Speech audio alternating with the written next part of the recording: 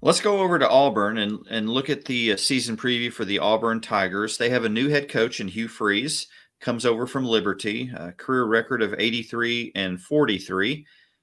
Been coaching for 10 years, Arkansas State, Ole Miss, Liberty. He's no stranger to the SEC. Had a good Absolutely. run at Ole Miss where he finished with a record of 64 and 39, including 3 and Mhm. 1 in bowl games.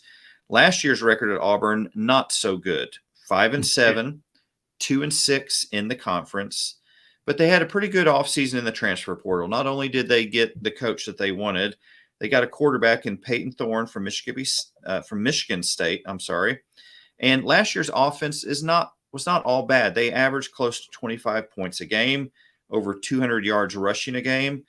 So there's definitely some building blocks for offensive coordinator Philip Montgomery, a former head Mhm. coach at Tulsa and offensive coordinator at Baylor. Hugh Freeze always seems to have good offenses, Darren. Do you see that Yeah. changing here at Auburn? No, not at all. And honestly, I think even if there were some questions about what all you can do with an offense, um, coming in and bringing in as many transfers as they have, which to me is one of their biggest concerns, both sides of the ball, so many transfers. But bringing in somebody like Philip Montgomery, I mean, his offenses at Tulsa, you're talking about having a 3,000-yard passer, 2,000-yard rushers, 2,000-yard receivers. I mean, they cranked out the stats. So I think the one thing, there's so many there's so much RPO and fast paced offense within the college game and within the high school game now, truthfully, that I think sometimes players can get a little bit more settled into that, even if the verbiage is not necessarily the same. The movements, the your cues, and all those different things can be very very similar. So I think there's a possibility to kind of settle into that a little bit more, and it's going to be interesting to see what this offensive does, even if they don't have the firepower that you might think they do. I think they're going to be fun to watch. I think it's going to be interesting seeing, and you never know how it's going to go when the season starts. But the understanding from everything that's coming out of fall camp right now is it is going to be Philip Montgomery doing the play calling. That was one of the reasons somebody that had head coaching experience that had also been a successful coordinator was what why he appealed to Hugh Freeze, and he wanted to bring somebody in that would take over play calling. So that's going to be interesting to watch, and I think also has a potential to make it even more exciting just because of the history of what Philip Montgomery has done with offenses. And on the opposite side of the ball, Ron Roberts, new defensive coordinator, comes over after serving at Baylor. And if you're Mhm. coaching defense on Dave Aranda's staff, Mhm. you it's pretty much a given. You know what you're doing, and you're doing it well. Absolutely, absolutely. So he's got Uh, some good transfers that are plugging into that defense, returning a great linebacker and Cam Riley. Last year's defense, though, gave up about 172, 173 yards a game rushing. So yeah. they're going to be looking to improve on that.